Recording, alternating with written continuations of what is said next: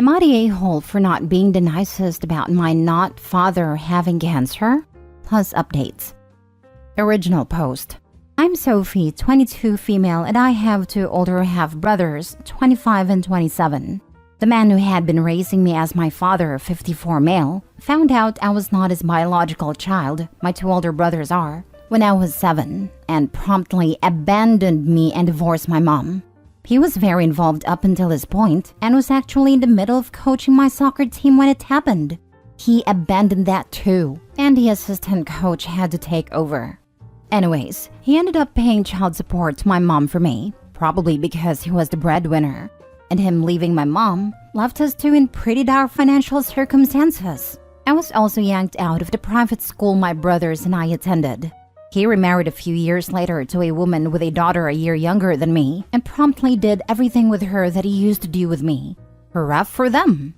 Sophomore year of high school, some organization was hosting a father-daughter dance in our school gym while I was around campus with some friends, can't remember, and we vandalized the fancy car he pulled up in. Not something I'm proud of, but I'm mentioning it here because although I paid for half the cost of repairs, he graciously paid the other half and decided not to press charges. Anyways, now the old man has cancer. Both brothers and stepdaughter are out of state with the school, and his wife has early arthritis or something, not really sure. He calls my mom and asks her if either of us could drive him to and from chemotherapy. We were in the car and he was on speaker. So I told him no, that's something family does, and has made it very clear he doesn't see either of us as family, and hung up. Mom is doing things like bringing casseroles and driving him. I don't try to stop her, but I don't help her either. But she has recently started to try and guilt me into it, saying he always paid child support. To which I said the amount of money he lost on that was about as impactful as a fart in the wind for all money bags. He did press charges about his car, to which I said, great, he did one nice thing for me, so he can get one casserole or one car ride. Now my siblings and his stepdaughter have all flown in, and my brother says he, not dad, really needs to speak to me. I had to tell him that if he has something to say to me, I don't want to hear it, and if he writes me a letter, I'm not opening it. I said I was sorry for what they were going through, but that has made it very clear I'm not his family, and so I don't want them asking me for things they would ask of family. However, they're struggling, and the more they ask for help, the more my patience wears thin, and the more insensitive my rejections get. My mother recently talked with me about being the bigger person. Am I the a-hole? Also, please don't leave comments like, the real a-hole is your mom for cheating and committing paternity fraud. Like, thanks for that one, Sherlock. And my mother and I have reconciled. Edit, my mom is pushing me to be the bigger person because our pastor says it will have a healing effect on my soul. She's very religious. The situation is more complicated than not dad being an innocent angel victim and my mom deciding to do paternity fraud for funsies. I might do a separate post or something to explain since this is anonymous anyway. While her circumstances don't excuse or justify her actions which were still wrong, having the full context made me more amenable to forgiveness. Edit/update. I have agreed to speak to him and will do so sometime this weekend. Now for the top comments before reading the updates. Not a-hole. The man who had raised you as his own daughter for 7 years suddenly dumped you. It was not your fault that your mother had cheated. You loved him as your father, and he ripped away your security, your family, your lifestyle, and I'm sure a good chunk of your heart. That is not something that is easily forgiven. Maybe your mother is helping him because she still has some sort of sense of guilt, but that is not your guilt to carry. That man did you very wrong, and I wouldn't shed a tear when he died if I were you. I am sorry your brothers are suffering. It's understandable. They are worried about their father. But he has not been a father to you for 15 years, by his own choice. How much is one child supposed to take? Not only did he withdraw his love and affection, but then he made you watch as he showered that attention on another little girl who was also not his child. He seems to have no problem loving her. The hurt and trauma he has caused you is not easily gotten over. It sucks that your mom is so quick to overlook the damage that was done to you in order to try to rehabilitate herself. It's not about being the bigger person. The injustices he did to you were inflicted on a child. He had the opportunity to do right by you and chose not to. Your mom's infidelity was not your fault. The relationship you had established with him for 7 years meant nothing to him, and now he means nothing to you. And that's okay. Couldn't have put it better myself. Not a-hole. I can definitely understand why the not father would have been hurt and angry all those years ago, but he was the adult in the situation. He took out his feelings on an innocent child who loved him as a father, which is an action that's within his rights, I guess, but the current fallout is well within the expected consequences. As for the good points, well, child support is his legal obligation. And about the car vandalism, he'd have been a major a-hole if he had actually pressed charges then. Lol. OP owes him nothing. Not the a-hole. He burnt that bridge. As well as he should have. Can you imagine if someone posted in AITA, "My wife of years hid that our 7-year-old daughter isn't mine. Am I the a-hole if I leave?" 90% of the responses would be, "Not a-hole. Get out of there. She's betrayed you and you'll never trust her again. It would be harming the daughter to stay around when you don't love her, etc." But once the bridge is burnt like you said, you can't expect help from those same people years later. Not a-hole. Not a-hole. My mother recently talked with me about being the bigger person. You are already the bigger person by choosing to forgive your mother. The way you were acting is vengeful toward your not father, but not in any way out of line. From what we know, you haven't gone out of your way to do anything harmful or manipulative. I think you'd be hard-pressed to find someone calling you an a-hole. Definitely not a-hole. I hate that term, be the bigger person. It's always the wronged one that has to be the bigger person. As an adult to a child, he had a chance to be the bigger person. Pastor can get his church members to be the bigger person, but don't feel guilty and don't be roped in, OP. Now for the first update. Sorry for the long wait for the update. To be honest, I completely forgot I made this post in the first place. Well, he's dead. Family fessed up to all the requests for help, basically being plots to get me and him in the same room. He was in hospice care, which I mixed up with being in the hospital in my original post. He started out by basically wanting a bunch of life updates from me. Basic things like what college did I go to, what was my major, where was I working now, did I have a boyfriend, etc. He asked me if I still played soccer, and I said no, not since he left me. He looked sad and said I was really good, and I agreed. I had humored him with casual talk for about 10 minutes, but I made it clear that I wanted answers, and for the visit to be on my terms. So this was the segue into the deep stuff. I told him I had questions for him, and he agreed to answer them. 1. Did you miss me?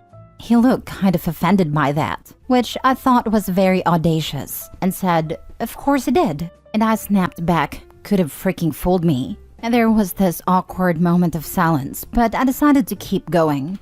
2. Why did he leave me? He talked about how he was betrayed by my mom, and looking at me was a reminder that he had been tricked into raising another man's child, and then I got upset. I told him, to me, I was his daughter. Maybe not on a DNA test, but here, pointing at my heart. He just got quiet and said, "You're not mine, Sophie." 3. Why wasn't I, as a person, more important than the results of the paternity test? Was I an easy child to abandon? He looked kind of shocked by this one too, but I wanted to know. He goes, "No, of course not. It has nothing to do with you." But I snapped at him to tell me the truth, that I deserve that much. And he said very bluntly, 2 kids are less stressful than 3, Sophie. So yeah, sometimes I was relieved you weren't around, especially as a single parent, okay? But there's nothing you could have done to change or overcome the fact that you're not my child. You're the one I got tricked into raising. You weren't mine, and you still aren't. I'm sorry, Sophie. This is where the list was forgotten. And I just said, "But you treated your stepdaughter like yours, no problem." And he said it was different. I quietly asked if she was a replacement for me, and he said he wasn't going to dignify that with a response. I asked if he wasn't going to apologize. Why did he ask me here? He just said he wanted me to know I was in his will. I said, okay, I don't forgive you. He looked kind of shocked and said, what? And I just repeated, I don't forgive you. He said okay and looked really sad and added that he will pay my student loans via the will. I told him the conclusion I had come to, that forgiveness was the kind thing to do, and I wish I could have given it to him, but there was just too much hurt. He said he understood and I left. If he put you in his will, I think he does care for you, and in a way admits you are part of his life, as in you're his daughter. But he doesn't want to admit it because he was tricked. As for that stepdaughter, again he married his new wife knowing she had a daughter, not tricked or anything. I'm not saying what he did was correct or anything. He is messed up. In a way, he wanted to save face. I'm not condoning what he did. I'm also a female, but just looking at his deathbed situation in an unbiased standpoint. He abandoned a 7-year-old child that he had raised into infancy and loved because of DNA. Divorce her mom for cheating? Of course. Completely turn his back on her and expect forgiveness at the end of his life? Nah. Like I said, I am not condoning what he did. He did this to her. She's innocent and a victim, out of spite, due to her mom cheating. I'm stating a reason why he put her in his will. He wanted to save his face from embarrassment, but have love for her, but can't love her due to his ego. It's hard to explain. In the end, it's all because of how he treated a mom. This led to his downfall. Oh, honey, I really wish I could give you a hug. I'm estranged from my birth father and mother, raised in foster care, and after I was 24 to 25-ish, they separately both tried to reach out to me. I wrote them both letters that stated they threw me away like trash, and so are no longer my parents. I'm now 35 and still haven't talked to them. One left for drugs and his new fam and then jail multiple times, and my mom left us for chomo. Honestly, you may feel sad now, but your mom sounds like a G. She may have made mistakes like we all do, but at least she tried to fix them and always seemed to have your best interest at heart. I shared a bit of my life with you, so you know that while it may still hurt, your true family are those who do not toss you out like trash. You did not owe him anything, and even though you were not nice in the last conversation with him, it was still a lot more than he deserved. I also have a 16-year-old stepdaughter whom I treat exactly like my own kids. Blood does not make family. I hope you got closure and you find your peace. Second update. A lot of context and info had to be cut out to fit the character limits on the forum, so I thought I would answer them. My mom is most frequently asked about, and I understand why people are the most curious about her. I will try to answer everything as best I can. Questions about my mom. Why did you forgive her, or why are you mad that you're not dad and not her? This is going to be a very long answer, so buckle up. The first part is that I, as a 7-year-old, hadn't been given the talk yet, and simply didn't have the capacity to understand what was going on. I just knew that mom was kissing someone else, and so she and dad were breaking up, but didn't grasp why or how that meant he wasn't my dad anymore. So, as many of you in the comments suggested, for a while, it was just me clinging to the only parent and stability I had. Dad left, mom didn't. It was simple. Middle school was when I started to process things, and crap really hit the fan. I hated my mom for a period there, and I mean hated her. I accused her of ruining my life, told her I hated her and a lot of other nasty things that I really regret. Our relationship was really rocky and strained, but we love each other a lot. And I'm just going to paste one of my earlier comments here because I think it summarizes things pretty well. I mean, it's easier because she has A, fully owned up to her actions, B, explicitly apologized and asked for forgiveness without expecting it as her due, and C, worked her butt off for the last 15 years to try and make up for some of the fallout. It's way easier to forgive someone who shows you through their actions how sorry they are. She taught me how to drive. She spent hours watching YouTube videos so she could help me with algebra homework. When I was drunk, alone, and scared at my first high school party, she was the one I called, and who picked me up no questions asked. My life with her wasn't easy, but I wouldn't trade her for any of my friends' parents. Who would you find easier to forgive? Someone who did you the biggest wrong but had a genuine regret and tried to make reparations? Or someone who hurt you slightly less and never reached out once? Also, I read a Scarlet Letter in high school and it made me reflect on my mother. And at a certain point, I was just like, how much penitence is enough? Does she just deserve to be miserable for the rest of her life? When will it be enough? I know that for some people, there's no amount of suffering she could go through that would make you forgive her or have a favorable opinion about her, and that's okay. She's my mom, not yours. Also, she's generally a nice person and much easier to be around than not dad. What were the extenuating circumstances you alluded to? This also factored a lot in my decision to mend our relationship and sympathize with her. When my dad had my oldest brother Andrew, he was 27 and my mom was 20. Their timeline is, met her when she was 17, started dating at 18, dated through freshman year of college.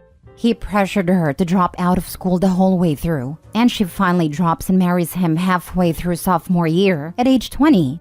Gives birth right before her 21st birthday. Not dad isolated her from friends, has her doing all the housework and childcare. And I mean like all of it.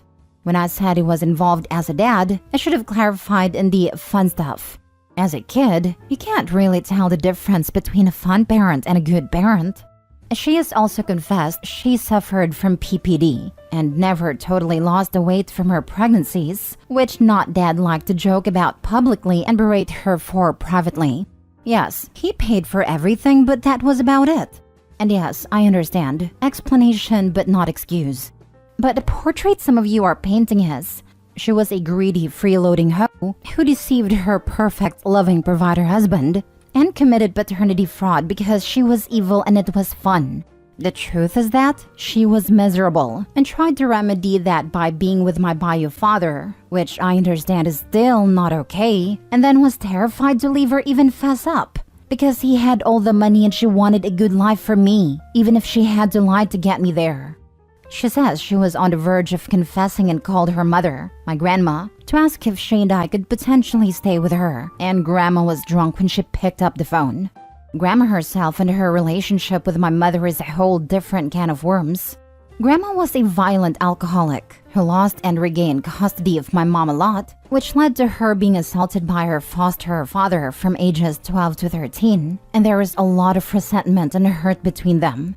But my mom said basically that grandma was her last resort, and when she heard her slurring her words over the phone, she lost all courage and decided to stick it through to the bitter end with my not dad. The thing that got me was when people kept saying, imagine if the person you loved betrayed you like this. Put yourself in the father's shoes. And the thing is, I don't think he loved her. I don't even think he really liked her. The truth about my mom is that she was a very hurt person who desperately wanted some affection and comfort. And my bio dad gave it to her when her husband wouldn't. Yes, it was wrong obviously, but my heart goes out to her in those circumstances. When she was my age, she had a toddler and a newborn, and was essentially a single mom, and I couldn't imagine being in her shoes. Her childhood gave her this almost desperate attachment pattern. Her foster situations never lasted longer than a few years, and around the time I was conceived, her marriage had lasted longer than any living situation she had ever had. And she confessed she felt this need to sabotage it, run from it, or change it, because change is all she knew. Once again, this is not an excuse. Just me explaining there was more going on in her psyche than, let me do this for a laugh. Obviously, I condemn her actions, but I get it. I feel for her. She's my mom.